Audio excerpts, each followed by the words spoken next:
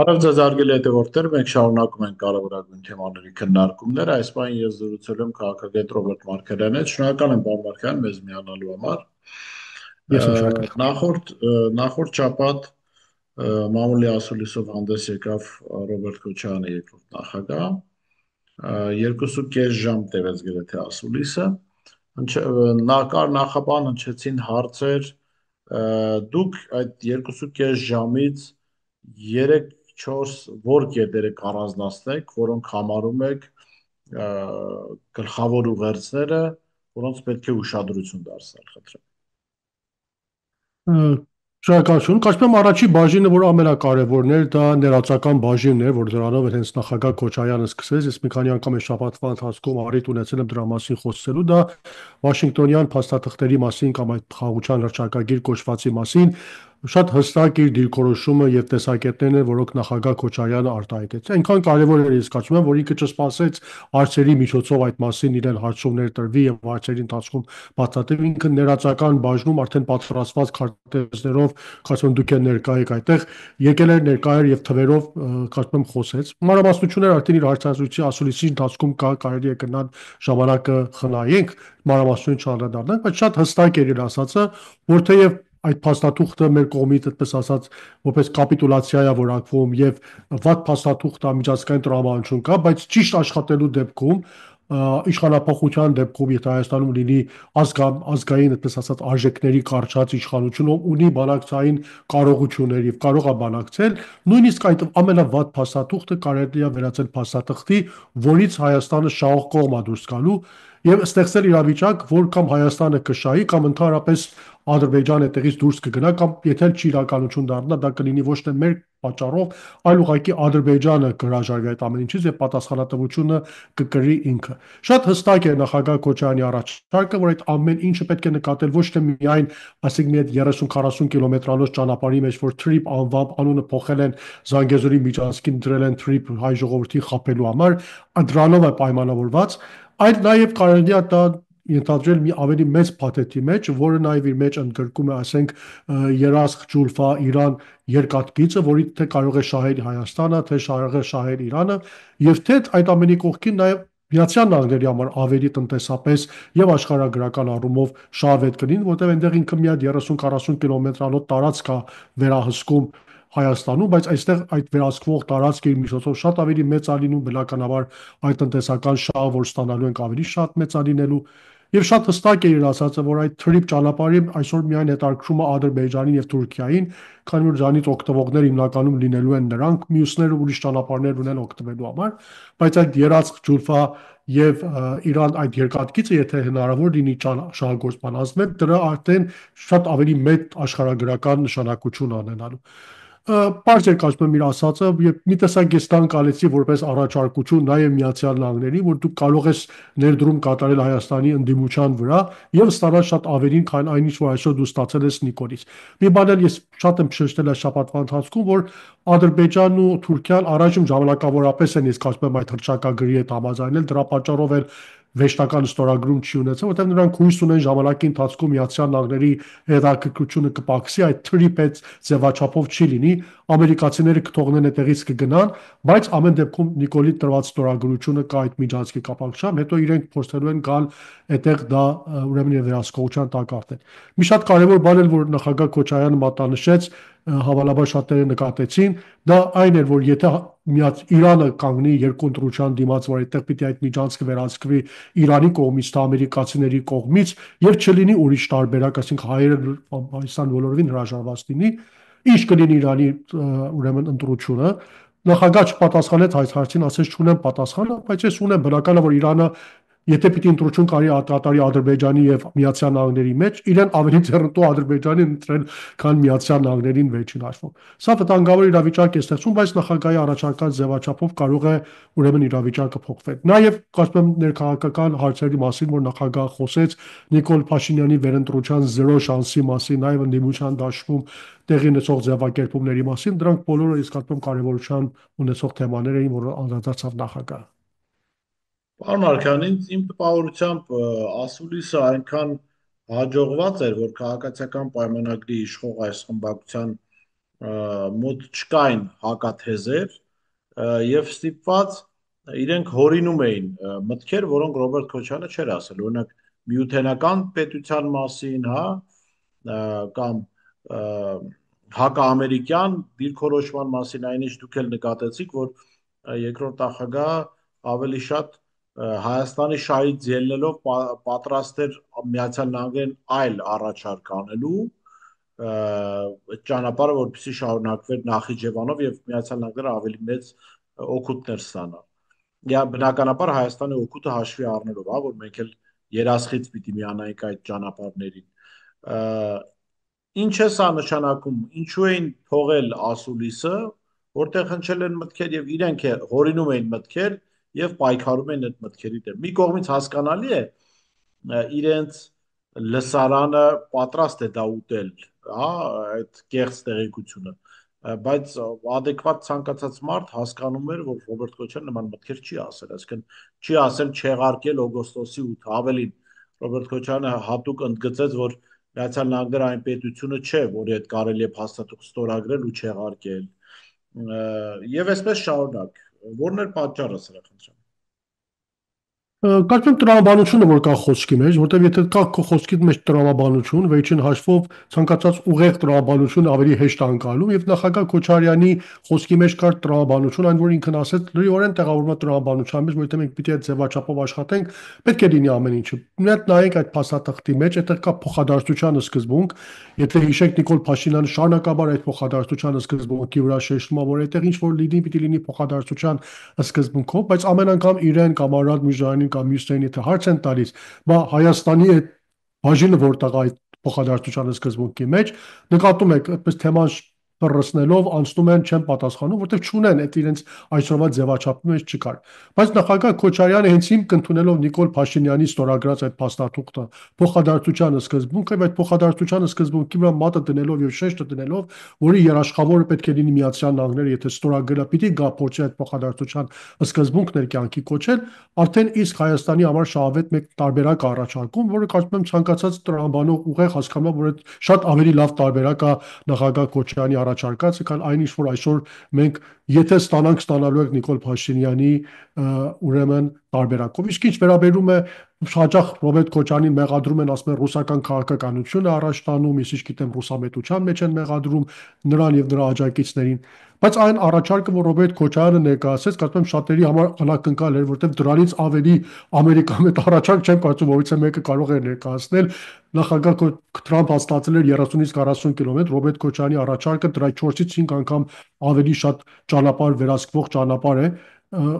չգիտեմ, որտեղ ամեն դեպքում որից մարդ չի կարող առաջարկը համարել ռուսական տրամաբանության մեջ տեղավորվող առաջարկ։ Դա որ կարծում եմ, երբ որ չունեն հիմնականում պատճառ հակադարձելու համար, արդեն սկսում են այլ թեմաներ շեղել, այնշուտ որոշ հատվածեր կա ժողովրդին, որ հավատում է, բայց ես կարծում եմ տրամաբանող ժողովուրդը հասկացավ Ռոբերտ Քոչարյանի առաջարկը ինչ էր եւ եթե նկատեք, այդպես էլ շատ էլ չկենտրոնացան, փորձում են ուրիշ թեմաներ, ուրիշ բաժինների վրա ավելի շատ կենտրոնանով մի տեսակ փորձել այդ բաժինը քողարկված մնա, բայց ես հույսով եմ մի քանի անգամ էլ ասել եմ, որ այդ առաջարկը հասանելի կդառնա Միացյալ Նահանգների իշխանություններին,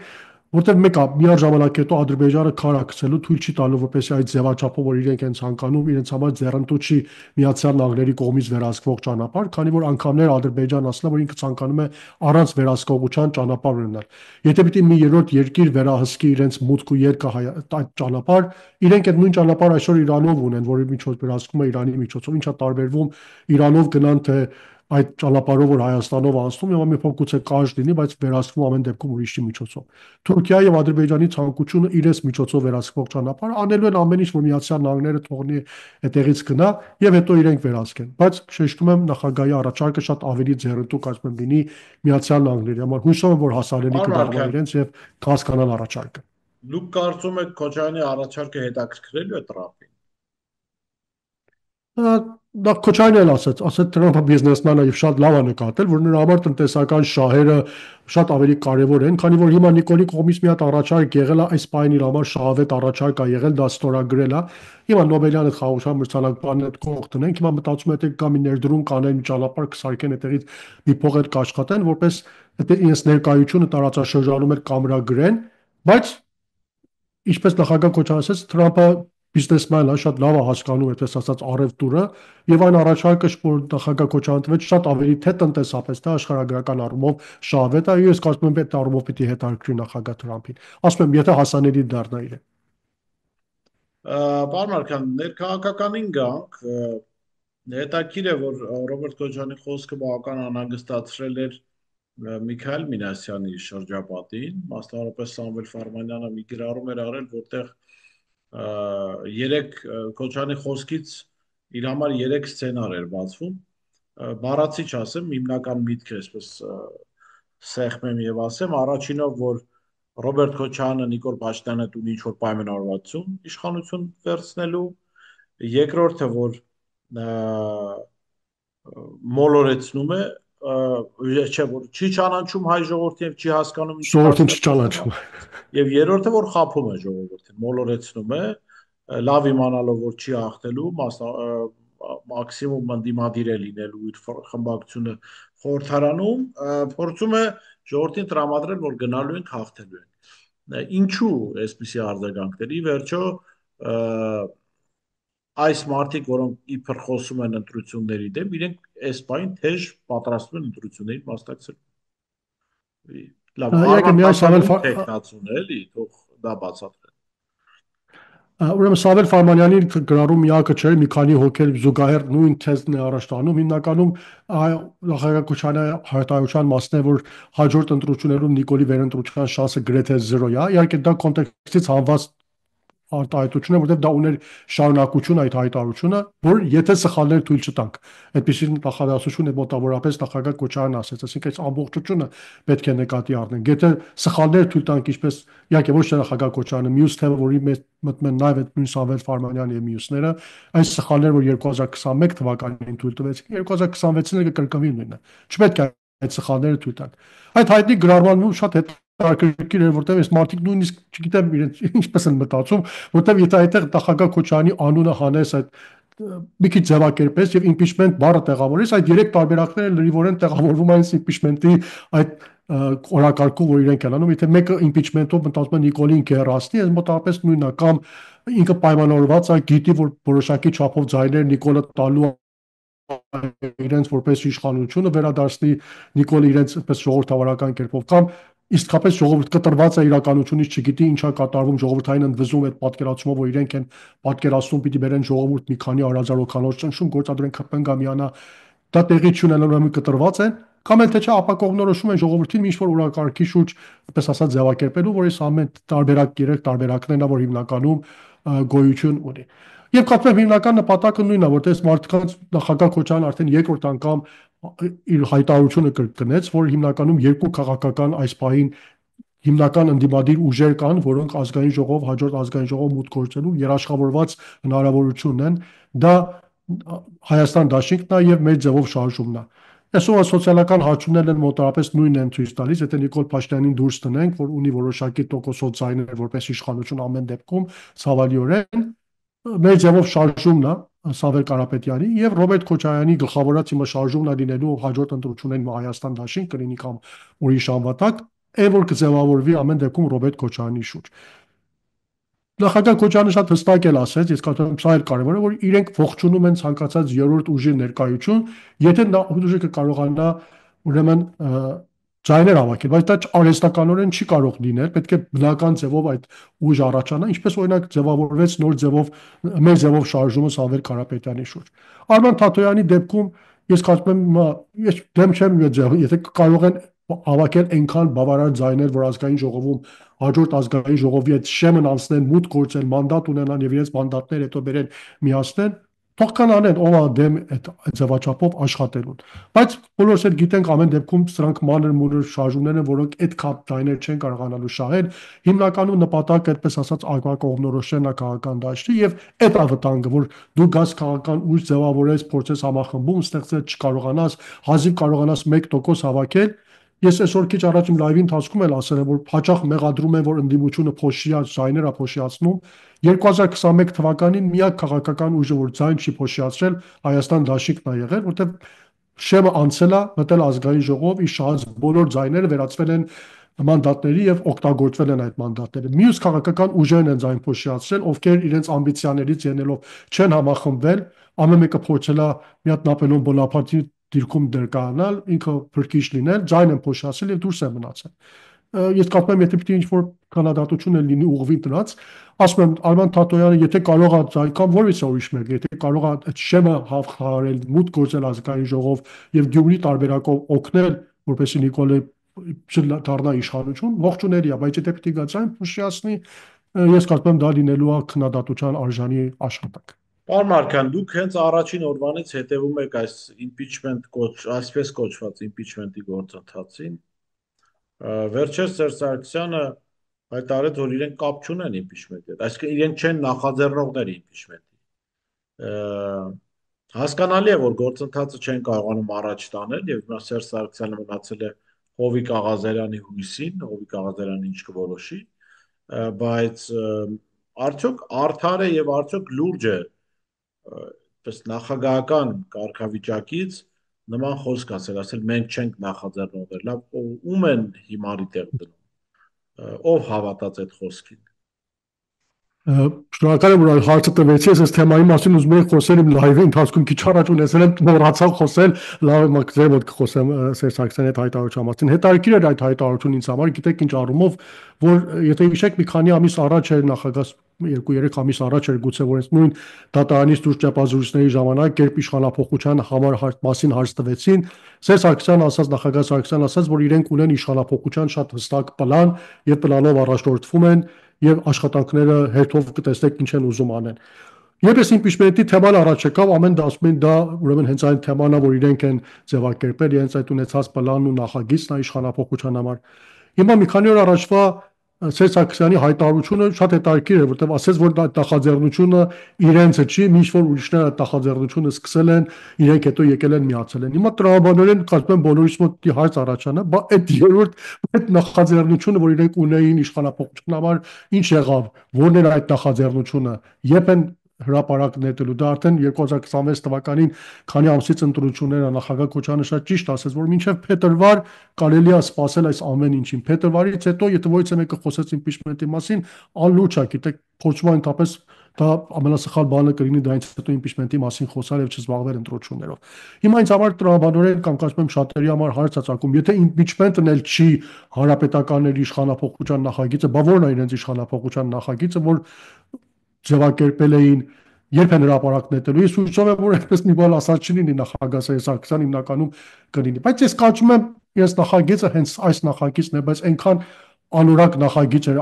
դժբախտաբար եւ չմտածված մի քանի օկու, այդպես ասած հիմար մտքերի վրա ձևակերպված, որ իրենք մնացել են իրենց կատարած հայտարարությունների տակ, տեսնում են ոչ ժողովրդային ընդառաջում է արաժանանում, ոչ օրակարգ է դառնում, հակառակ այն բանին իրենք փորձում են սիրում են ներկայացնել։ Առաջ չի գնում, լավագույն դեպքում, եթե իսկապես նպատակ կար impeachment-ի, դա հնարավոր չի դառնում։ Դե իմ ամենահեշտ գործն է այն, որ ասես դե մեր չի էսիկ, էս մեր չի էլ ուրիշին նայել է, վաղներ եթե չէ լավ պատասխանատվությունը գցես ուրիշի գրպանի։ Ու շատ հետաքրքիր է, որ այդ մի հատ եթեր կա, երկու տղաները վարում են, գնում են այնտեղ, մի հատ պատիվ ունեմ պատգամավորուհիներից այնտեղ ասում են, սա օպոս քաղաքական պատասխանատվությունը մերն է, մենք ենք վերցել այս impeachment-ին։ Հիմա հետաքրքիր է, որ եթե իրենց նախաձեռնությունը չի ուրիշի նախաձեռնությունը, ոնց են իրենք ուրիշի նախաձեռնության քաղաքական պատասխանատվություն այդպես հզորությամբ իրենց վրա վերցնում, իմանալով հանդես որ կարող է դա ձախողի։ Սրանք բոլորը անպատասխան հարցեր են, որ հույսով եմ պատասխան կստանանք։ Պարոն Մարկյան, գուցե կրկին հզոր ուժերն են Սերժ Սարգսյանին ստիպել սխալ ճանապարհով գնալ։ Պատասխանը կարծեմ իրենից պետք է ստանաք, բայց կարծում եմ պատասխանատվություն ցույց տալու նպատակը մի կողմից ասում են քաղաքական պատասխանատվություն մերն է, բայց ու նախագահ Սերժ Սարգսյանը ասում է մերը չի ուրիշինն է, եթե վաղն մի բան պատահեց, դա ասելու են մենք մերը չէր, մենք արեցինք, եկանք, օգնեցինք, բայց դե նույնը որ Դե դիմադրության վերջում շարժման տեղի ունեցավ։ Հիշում եք չէ, վերջի վարքյանին ասին դե իշխանն է պատասխանատու, գնացեք իշխանից հարցրեք ամենից վերջում գցեցին իշխանի գրպանը։ վերջում ասելու են, որ իրենք 6 падգամավորով են միացել, իսկ Հայաստան դաշինքը 28 падգամավորով է, սուր պատասխանատվությունը իրենցն է, որտեղ իրենք Այդ ավելի շատ են։ նման բան էլ վերջի շուտով գիտեք այն օրվանից որ միացավ Հայաստան դաշինքը, իհարկե Հայաստան դաշինքը հունիսի 7-ին էր միացել, փորձում են ապակողնորոշել շարունակաբար ժողովրդին, որ սեպտեմբերի 26-ի այդ ազգային ժողովի լսումների ժամանակ է, դա բացարձակ սուտ է, ուզում եմ մեկ անգամ ձեր լսարանից էլ ասեմ, Հայաստան դաշինքը միացել էր դեռ հունիսի 7-ին եւ շատ հստակ մարդիկ ասել են մեր ստորագրությունները կա, երբ ուզում եք եկեք վերստեք տարեք։ Բարի չեն գտնվել գնալ ստորագրությունները վերցնել, պարզապես սեպտեմբերի 26-ին իշխան Սաղաթելյանը գործը հեշտ ասեց իրենց փոխարեն իրեն գային վերստեին տանին ինքը բերավ դրավ սեղանին ասավ ես էլ ստորագրություններ տեսեմ այն ինչի եք դուք սպասում բայց փաստորեն արդեն 17 օր անցել այդ ստորագրություններն էլ ստանալուց Հայաստան դաշինքի եթե իշեք ասում էին եթերներով որ ԿՊԱԿ-ների ստորագրությունները պատրաստ են Հայաստան դաշինքը որ դնի նրանց էլ մենք անունները հրապարակենք բայց ոչ միայն ԿՊԱԿ-ների ստորագրություններ չկան նույնիսկ իշխան Զաքարյանի ստորագրությունը էլ իրենք չեն կարողացել ստանալ հիմա էլ ասում են Գեգամ Նազարյանին էլ մենք չպետք է ստանանք Հայաստան դաշինքը պիտի գնա ստանա իր գործն է հիմա ինչ կապ ունի Գեգամ Նազարյանն այլևս Հայաստան դաշինքի հետ դե փորձել են ամեն կերպ մի տեսակ խույս տալ հիմա վերջում էլ երբ որ չձախողեն ասեն դե եթե հունիսի 7-ին միացած լինեին մենք մի բան կանեինք ուշ միացան չեղավ կարծում եմ շատ հստակ պետք է բոլորի համար հայտարարել, որ Հայաստան դաշինք հունիսի 7-ին միացած է եղել, առաջին օրվանից շատ հստակ կերպով ստորագրությունները եղել են, իրենք որից աշխատանք չեն տարել, պատասխանատուներ իրենք են։ Շատ լավ, շնորհակալ եմ, պարոն Մարկյան, Ես եմ հետաքրքրության շնորհակալ։ համար։ Ես շեշտեմ զրուցում էի քաղաքագետ Ռոբերտ Մարգարյանի հետ, ցտեսություն կհանդիպ։